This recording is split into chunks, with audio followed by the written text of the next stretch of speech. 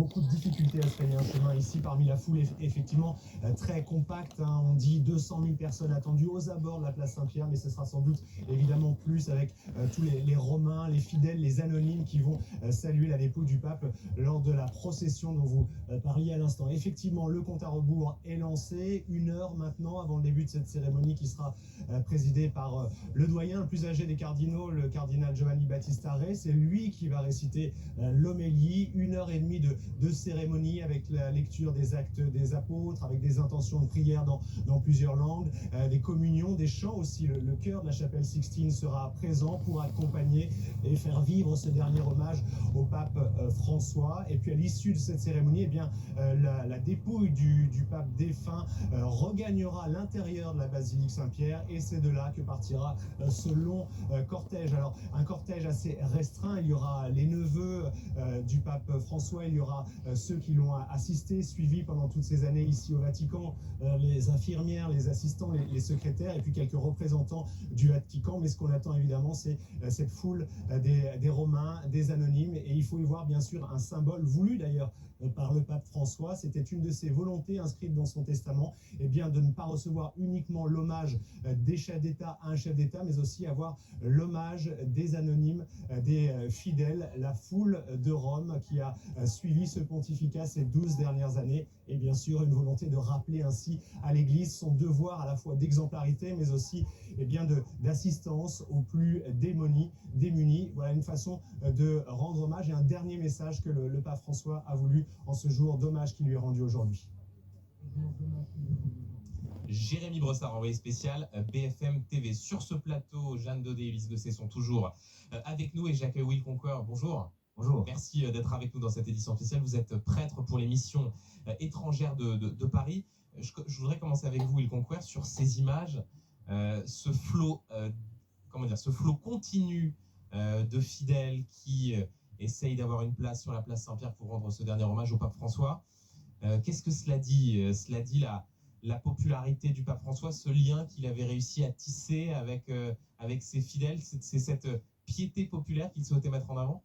La semaine dernière, on a vu les apôtres courir au tombeau pour voir le Christ ressuscité. Cette semaine, c'est les fidèles qui arrivent par centaines de milliers pour célébrer avec foi une messe de requiem pour un pape qu'on a aimé et auquel on veut dire un dernier adieu et pour lequel on veut prier. Ce qui est beau aujourd'hui, c'est que tous les gens qui sont là aujourd'hui, la majorité avaient pris leur billet il y a plusieurs mois, parce que demain, ça devait être la canonisation de Carlo Acutis.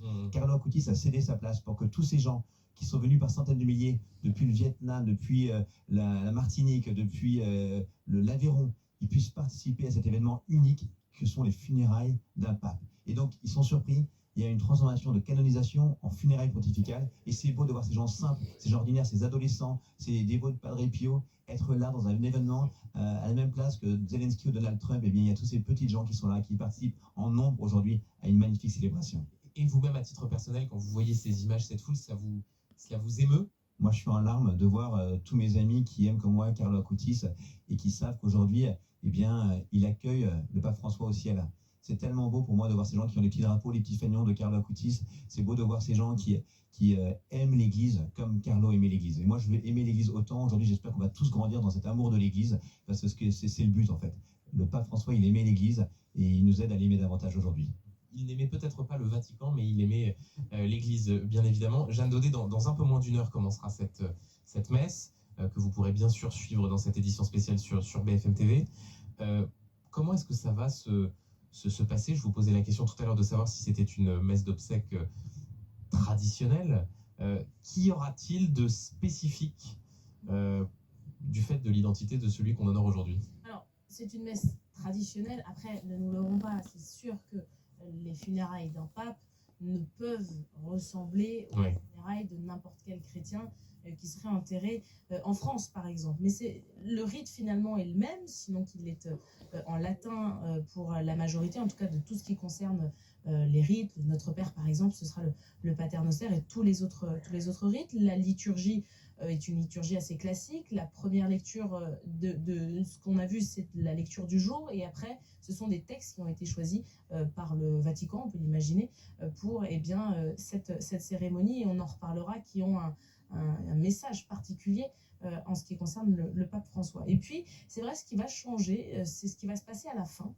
Ce sont deux rites qui finalement sont là en raison de la personnalité du pape François. Avant tout, le pape est l'évêque de Rome, l'évêque de cette ville de Rome, et donc il y aura la supplique de Rome.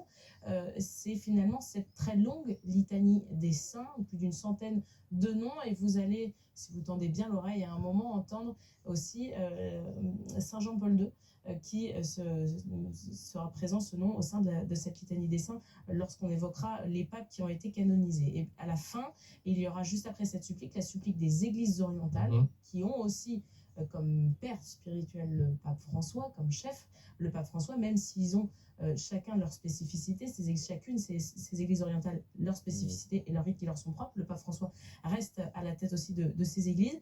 Et là, ce sera le rite byzantin, ce sera en grec, et avec des patriarches qui seront là aussi pour rendre un hommage au pape François. Et à la fin, ce Magnificat, ce chant à la Vierge si important au pape François, pour accompagner le cercueil qui d'abord passera à l'intérieur de la basilique Saint-Pierre avant de prendre la direction de Sainte-Marie-Majeure. Voilà pour le déroulé de cette messe, et vous serez avec nous, Jeanne Daudet, pour nous raconter et pour décrypter pour les religieux et les profanes ce qui va se jouer dans désormais un peu moins d'une heure. Je voudrais qu'on retrouve, juste avant de vous donner la parole, Ulysse Gosset, Jérémy Brossard. Jérémy, il y a quelques minutes, vous nous décriviez cette foule, ces fidèles qui affluent place Saint-Pierre. Il y a la foule et puis il y a les officiels. Et là, les chiffres sont spectaculaires.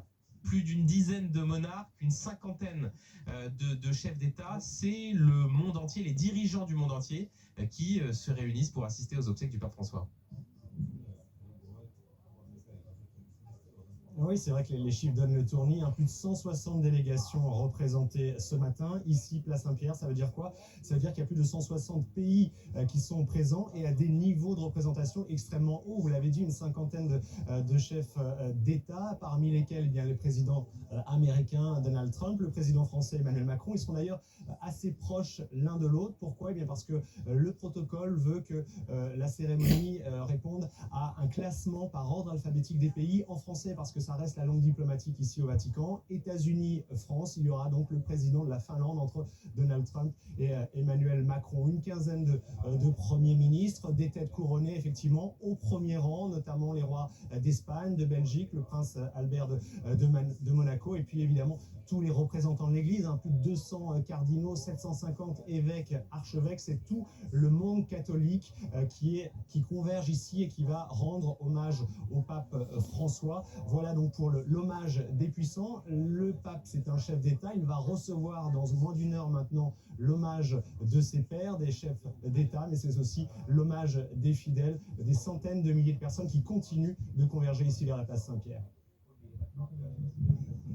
Jérémy Brossard, envoyé spécial BFM TV. Ulysse Gosset, événement religieux, événement mondial, événement géopolitique.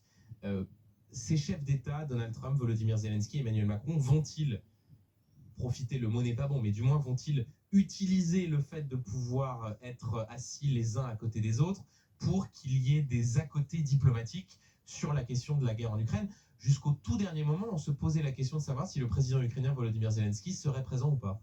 Il y aura des à-côtés diplomatiques, comme vous dites, même si Donald Trump lui-même, dans l'avion Air Force One qu'il a amené ici à Rome, il disait « Je suis réticent à rencontrer d'autres chefs d'État car nous sommes ici pour nous recueillir ». En réalité, évidemment, il va s'entretenir en particulier avec la présidente du Conseil italien, Giorgia Meloni, avec le président argentin, sans doute avec Volodymyr Zelensky, peut-être avec Emmanuel Macron. Donc, ça sera l'occasion, effectivement, d'essayer de rapprocher les points de vue qui sont très éloignés. Pourquoi? Parce que, finalement, François, c'était le pape de la mondialisation. C'est le pape du grand basculement nord-sud. Et il représentait le sud. C'est le premier pape argentin, mais c'est le pape du sud. Et quand on est à Rome, ici, comme nous, depuis hier, Benjamin, qu'est-ce qu'on nous demande à chaque fois? Qui va succéder à François? C'est la question qui est sur toutes les lèvres. Pourquoi? Parce qu'effectivement, l'Église est partagée, pour ne pas dire divisée. D'un côté, l'Église progressiste, je dirais plutôt l'Église qui suivait Pape François dans ses combats pour les migrants et pour la réforme de l'Église, tout en défendant les valeurs traditionnelles de l'Église. Et puis, l'Église plutôt conservatrice, identitaire, que représentent les cardinaux américains et Donald Trump en particulier, et son vice-président, J.D. Vance qui a été reçu la veille de la mort du pape par François. Et donc cet affrontement, si vous voulez, au sein du conclave qui aura lieu entre ces deux églises est extrêmement important parce que finalement, c'est l'unité de l'Église qui est en jeu. Ouais. Donc, au-delà des rencontres diplomatiques d'aujourd'hui, la grande question, c'est est-ce que l'Église va rester sur la ligne de François ou bien est-ce qu'elle va être plutôt identitaire? Et il y a des cardinaux qui représentent ces deux tendances du monde entier. Il y a un cardinal indien, il y a un cardinal italien, il y a un cardinal français, il y a des cardinaux vraiment qui représentent le monde entier. Et dans la foule des chefs d'État et des grands de ce monde, il y a par exemple le Premier ministre hongrois. Lui, il pèse plutôt du côté, Viktor Orban, il pèse du côté évidemment de l'Église conservatrice trumpienne, si je veux dire. Vous voyez, il y a cet affrontement géopolitique qui est en coulisses évidemment, mais qui plane sur cette journée historique et dont il faut tenir compte parce que, évidemment, l'enjeu, encore une fois, pour cette Église, c'est de trouver le pape de l'unité de l'Église. C'est sans doute la grande force, si vous voulez, des cardinaux aujourd'hui, c'est de dire nous voulons absolument préserver cette unité malgré les divergences. Et vous parliez des officiels, Ulysse Gosset, on voit à l'image en bas à droite ces cortèges qui continuent d'arriver et qui filent à toute vitesse en direction de la place Saint-Pierre. Will Conquer. C'est vrai qu'il y a une forme de non pas de singularité, puisque Donald Trump est évidemment à sa place comme président des États-Unis, mais de voir que il vient célébrer, honorer un pape qui, sur la question notamment de l'immigration, était en tout point opposé à la politique qu'il mène. Et d'ailleurs, il avait effectivement, quelques jours avant d'être hospitalisé, écrit cette lettre à des évêques américains pour s'opposer à la politique qui était menée par Donald Trump sur le plan migratoire. Je pense qu'on ne va pas nier ce fait, mais on va d'abord se réjouir de voir qu'aujourd'hui, c'est un événement de paix qui est célébré. On va se retrouver dans la colonnade du Bernin comme entre deux mains, les mains qui nous accueillent au paradis. Là. C'est magnifique de voir qu'il y aura ce geste de paix pendant la messe. Vous savez, on va se serrer la main, on va se dire la paix du Christ. Oui. Et aujourd'hui, on célèbre la paix du Christ. Je pense que le pape François a voulu être, comme Saint François, un instrument de paix. Et aujourd'hui, cette paix va se réaliser. Il n'y aura pas de guerre sur la place Saint-Pierre. Il y aura de la fraternité. Il n'y aura pas non plus, comme vous disiez, de parti. Il n'y a pas de gauche et de droite dans l'Église. C'est un prisme qui est le vôtre, mais qui n'est pas celui de l'Église catholique. Les cardinaux américains ne sont pas, comme vous dites, des archiconservateurs. Le cardinal Tobin, le cardinal Chupik sont, pour vous-même, je pense, des gens qui sont pas des archiconservateurs, sont vus plutôt comme des gens très ouverts, par exemple, sur les questions de l'immigration, tout ça. Mais c'est même pas ça le problème. Je pense que là, il y a un conflit qui n'a pas lieu d'être. Le vice-président J.D. Vance, très peu de temps après la mort du pape François, a redit qu'ils ont beaucoup plus de points qui les rassemblent. Déjà, la foi en Jésus-Christ, c'est le principal, c'est ça qui nous rassemble. Après, je pense, un amour des traditions qu'on a reçues dans l'Église catholique, l'Église catholique romaine notamment. Et ce qui est beau, je trouve, surtout, ce qui aujourd'hui, ce qui nous rassemble tous, au-delà de la foi, c'est aussi le respect pour le pape François. Et Trump, qui respecte peu de personnes, aujourd'hui, il fait un beau geste de respect. Et j'aimerais que ce soit le cas aussi pour nous, qu'on puisse avoir ce respect aussi pour la mémoire de ce pape et ne pas en faire seulement un événement politique. Et le respect n'empêche pas Will Conquer de constater des fractures et des divergences au sein de l'Église. Et cela fait partie des sujets que l'on aborde. Allons tout de suite retrouver notre envoyé spécial Ashley Chevalier. Ashley, vous êtes avec des fidèles qui ont tenu à être présents aujourd'hui pour rendre un dernier hommage au pape François. Oui, il fallait arriver très tôt, place Saint-Pierre, pour avoir la meilleure place. Je peux vous dire que la soutane n'empêche pas de courir. On a vu des prêtres, on a vu des religieuses se précipiter pour avoir une place assise. Ça fait longtemps qu'il n'y a plus de place assise désormais, mais les fidèles continuent d'arriver. Ils vont rester debout pour assister à cette messe. C'est votre cas, Philippe, vous venez d'Alsace, vous êtes venu avec votre fils. Vous ne pouviez pas rater ça? Non, depuis 2005, je viens de façon successive. Tous les ans, je suis venu à l'enterrement de Jean-Paul II. Je suis revenu en 2000. Je suis venu après pour le conclave. En 2013 pour l'élection de Benoît. À son décès le 31 décembre, à son enterrement le 6 janvier 2023. Et maintenant pour les obsèques du pape François. Ça change quoi d'être ici plutôt que de regarder les obsèques à la télévision? On est imprégné d'une certaine quiétude, on va dire. Moi, quand je suis ici à Rome, au Vatican, particulièrement, il y a un genre de force extérieure qui m'habite. Et puis dans ces lieux de ferveur populaire, j'aime bien être ici, regarder le monde et puis partager ces moments religieux. Vous étiez là il y a 20 ans, en 2005, pour l'enterrement du pape Jean-Paul II. Qu'est-ce qui vous frappe aujourd'hui? Qu'est-ce qui a changé? Il y a autant de monde que Jean-Paul II. J'étais là pour me recueillir hier sur le tombeau du pape. Et j'ai reconnu ce que j'ai vécu en 2005 avec Jean-Paul II. Il y avait une ferveur, une ferveur exceptionnelle. Une ferveur qui est probablement aussi apportée par les jeunes. Énormément de jeunes, place Saint-Pierre aujourd'hui. On le dit depuis ce matin, c'est le jubilé des adolescents cette semaine. Il y avait la canonisation de Carlo qui était prévue demain. Ces jeunes pensaient venir à une canonisation, ils vont assister à une messe d'enterrement. Mais je vois des sourires sur les visages, heureux d'assister à ce moment historique. Ashley Chevalier en direct de la place Saint-Pierre avec Olivier Saint-Paul. Jeanne Daudet, c'est un cardinal qui va présider cette messe, le cardinal Ray, du fait de son âge, pardon, parce que c'est le doyen des cardinaux, c'est cela, 91 ans. Là encore, quel rôle va-t-il tenir dans cette messe?